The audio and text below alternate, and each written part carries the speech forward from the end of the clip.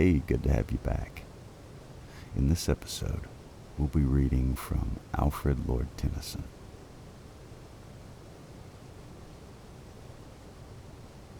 The Lady of Shalott. On either side the river lie long fields of barley and rye that clothe the wold and meet the sky, and through the field the road runs by to many-towered Camelot. And up and down the people go, gazing where the lilies blow, round an island there below, the island of Shalott. Willows whiten, aspens quiver, little breezes dusk and shiver through the wave that runs forever by the island in the river, flowing down to Camelot. 4 gray walls and 4 gray towers overlook a space of flowers, and the silent isle embowers the Lady of Shalott. By the margin, willow-veiled, slide the heavy barges trailed by slow horses, and unhailed the shallop flitteth silken-sailed, skimming down to Camelot. But who hath seen her wave her hand, or at her casement seen her stand? Or is she known in all the land, the Lady of Shalott? Only reapers, reaping early, in among the bearded barley, hear a song that echoes cheerly from the river winding clearly down to towered Camelot. And by the moon the reaper weary, piling sheaves in uplands airy, listening, whispers, "'Tis the fairy Lady of Shalott." There she weaves by night and day a magic web with colors gay. She has heard a whisper say, "A curse is on her if she stay to look down to Camelot." She knows not what the curse may be, and so she weaveth steadily, and little other care hath she, the Lady of Shalott. And moving through a mirror clear that hangs before her all the year, shadows of the world appear. There she sees the highway near, winding down to Camelot. There the river eddy whirls, and there the surly village churls, and the red cloaks of market girls pass onward from Camelot. Sometimes a troop of damsels glad, an abbot on an ambling pad, sometimes a curly shepherd lad, or long-haired page in crimson clad, goes by to towered Camelot. And sometimes, through the mirror blue, the knights come riding, 2 and 2. She hath no loyal knight and true, the Lady of Shalott. But in her web she still delights to weave the mirrored magic sights, for often through the silent nights a funeral with plumes and lights and music went to Camelot. Or when the moon was overheard, came 2 young lovers lately wed. "I am half sick of shadows," said the Lady of Shalott. A bow shot from her bower eaves he rode between the barley sheaves. The sun came dazzling through the leaves and flamed upon the brazen greaves of bold Sir Lancelot. A red cross knight forever kneeled to a lady in his shield that sparkled on the yellow field beside remote Shalott. The gemmy bridle glittered free, like to some branch of stars we see, hung in the golden galaxy. The bridle bells rang merrily as he rode down to Camelot, and from his blazoned baldric slung a mighty silver bugle hung, and as he rode his armor rung beside remote Shalott. All in the blue unclouded weather, thick jeweled shone the saddle leather, the helmet and the helmet feather burned like one burning flame together as he rode down to Camelot. As often through the purple night, below the starry clusters bright, some bearded meteor trailing light moves over still Shalott. His broad clear brow in sunlight glowed, on burnished hooves his war-horse trode. From underneath his helmet flowed his coal-black curls as on he rode, as he rode down to Camelot. From the bank and from the river he flashed into the crystal mirror. Tira lira by the river, sang Lancelot. She left the web, she left the loom, she made 3 paces through the room.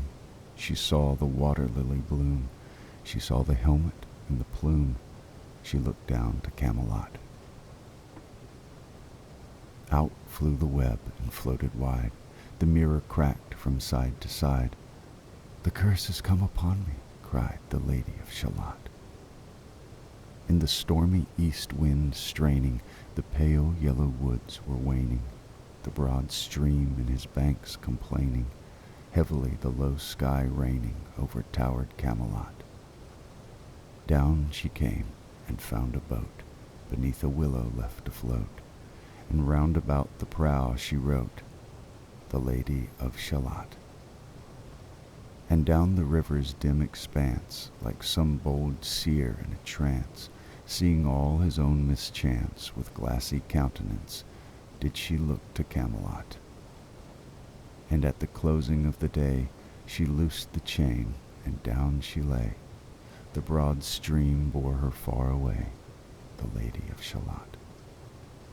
Lying robed in snowy white, that loosely flew to left and right, the leaves upon her falling light, through the noises of the night, she floated down to Camelot.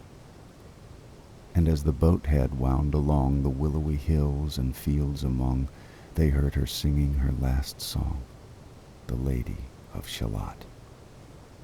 Heard a carol, mournful, holy, chanted loudly, chanted lowly, till her blood was frozen slowly, and her eyes were darkened wholly, turned to towered Camelot. For ere she reached upon the tide, the first house by the water's side, singing in her song, she died, the Lady of Shalott. Under tower and balcony, by garden wall and gallery, a gleaming shape she floated by, dead pale between the houses nigh, silent into Camelot. Out upon the wharfs they came, knight and burgher, lord and dame, and round the prow they read her name, the Lady of Shalott. Who is this, and what is here? And in the lighted palace near died the sound of royal cheer, and they crossed themselves for fear, all the knights at Camelot. But Lancelot mused a little space. He said, "She has a lovely face. God in his mercy lend her grace, the Lady of Shalott."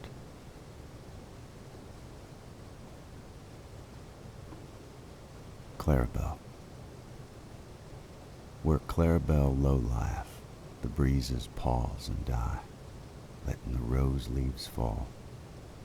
But the solemn oak tree sigheth, thick-leaved, ambrosial, with an ancient melody of an inward agony, where Claribel low lieth.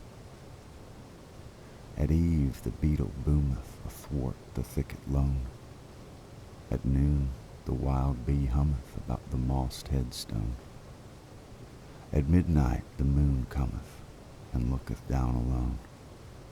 Her song the lint white swelleth, the clear-voiced mavis dwelleth, the callow throstle lispeth, the slumbrous wave outwelleth, the babbling runnel crispeth, the hollow grot replieth, where Claribel low lieth.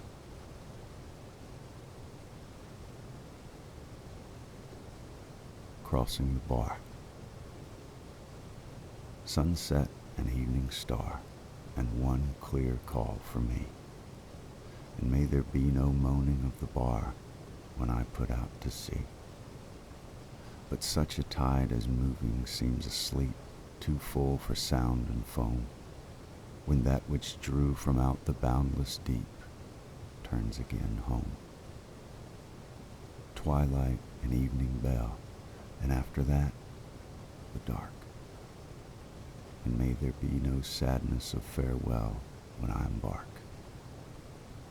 For though from out our bourne of time and place the flood may bear me far, I hope to see my pilot face to face when I have crossed the bar. The eagle. He clasps the crag with crooked hands, close to the sun in lonely lands. Ringed with the azure world he stands. The wrinkled sea beneath him crawls. He watches from his mountain walls, and like a thunderbolt he falls.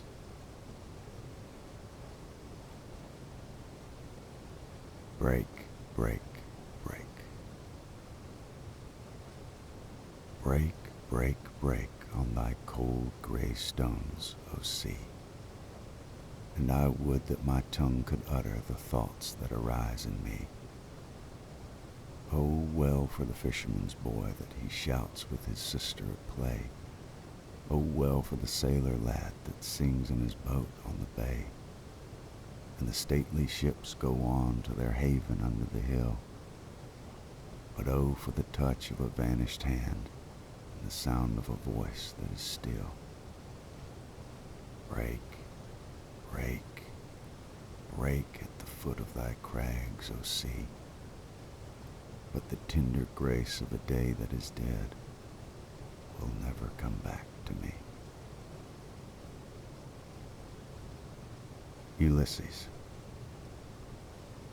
It little profits that an idle king by the still hearth among these barren crags, matched with an aged wife, I meet and dole unequal laws unto a savage race that hoard and sleep and feed and know not me. I cannot rest from travel. I will drink life to the lees. All times I have enjoyed greatly, have suffered greatly, both with those that loved me and alone, on shore and when through scudding drifts the rainy Hyades vex the dim sea. I am become a name, for always roaming with a hungry heart, much have I seen and known, cities of men and manners, climates, councils, governments, myself not least, but honored of them all, and drunk delight of battle with my peers, far on the ringing plains of windy Troy. I am a part of all that I have met, yet all experience is an arch wherethrough gleams that untraveled world whose margin fades forever and forever when I move. How dull it is to pause, to make an end, to rust unburnished, not to shine in use, as though to breathe were life. Life piled on life were all too little, and of one to me little remains. But every hour is saved from that eternal silence, something more, a bringer of new things, and vile it were for some 3 suns to store and hoard myself in this gray spirit yearning and desire to follow knowledge like a sinking star, beyond the utmost bound of human thought. This is my son, mine own Telemachus, to whom I leave the scepter and the isle, well loved of me, discerning to fulfill this labor, by slow prudence to make mild a rugged people, and through soft degrees subdue them to the useful and the good. Most blameless is he, centered in the sphere of common duties, decent not to fail in offices of tenderness, and pay meet adoration to my household gods when I am gone. He works his work, I mine. There lies the port, the vessel puffs her sail. There gloom the dark, broad seas. My mariners, souls that have toiled and wrought and thought with me, that ever with a frolic welcome took the thunder and the sunshine and opposed free hearts, free foreheads, you and I are old. Old age hath yet his honor and his toil. Death closes all, but something ere the end, Some work of noble note may yet be done, not unbecoming men that strove with gods.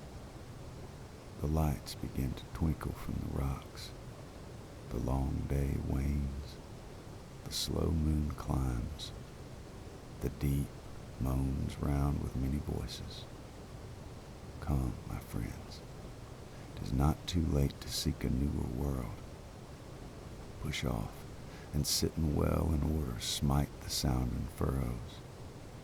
For my purpose holds to sail beyond the sunset and the baths of all the western stars until I die. It may be that the gulfs will wash us down. It may be we shall touch the happy isles and see the great Achilles whom we knew.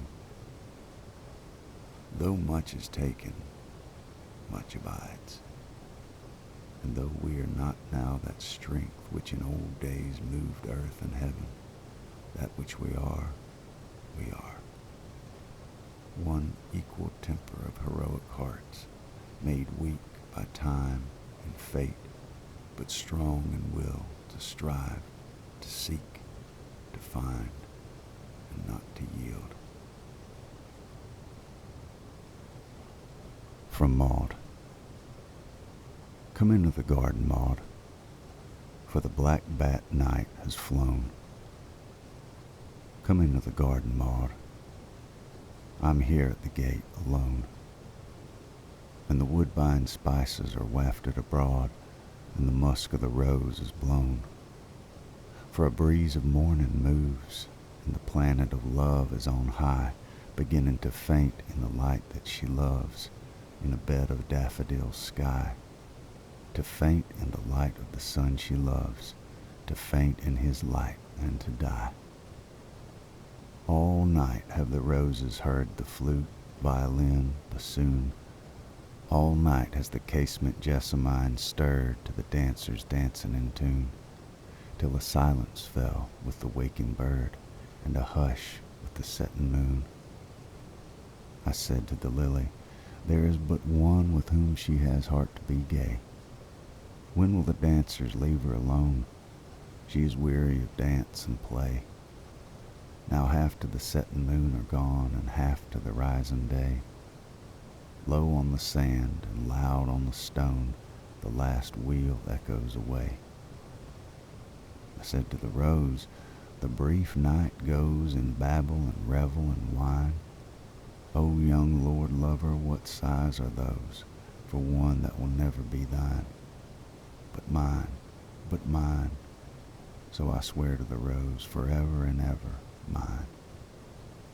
And the soul of the rose went into my blood, and the music clashed in the hall, and long by the garden lake I stood, for I heard your rivulet fall. From the lake to the meadow and on to the wood, our wood that is dearer than all. From the meadow your walks have left so sweet that whenever a March wind sighs, he sets the jewel print of your feet in violets blue as your eyes, to the woody hollows in which we met in the valleys of paradise. The slender acacia would not shake one long milk bloom on the tree. The white lake blossom fell into the lake as the pimpernel dozed on the lea. But the rose was awake all night for your sake, knowing your promise to me. The lilies and rose were all awake. They sighed for the dawn and thee. Queen Rose of the rosebud garden of girls, come hither, the dances are done. In gloss of satin and glimmer of pearls, Queen Lily and Rose in one. Shine out, little head, sunning over with curls to the flowers and be their sun. There has fallen a splendor tear from the passion flower at the gate. She is coming, my dove, my dear. She is coming, my life, my fate. The red rose cries, she is near, she is near. And the white rose weeps, she is late. The larkspur listens, I hear, and the lily whispers, I wait. She is coming, my own, My sweet, were it ever so airy a tread, my heart would hear her and beat, were it earth in an earthy bed. My dust would hear her and beat, had I lain for a century dead. Would start and tremble under her feet, and blossom in purple and red.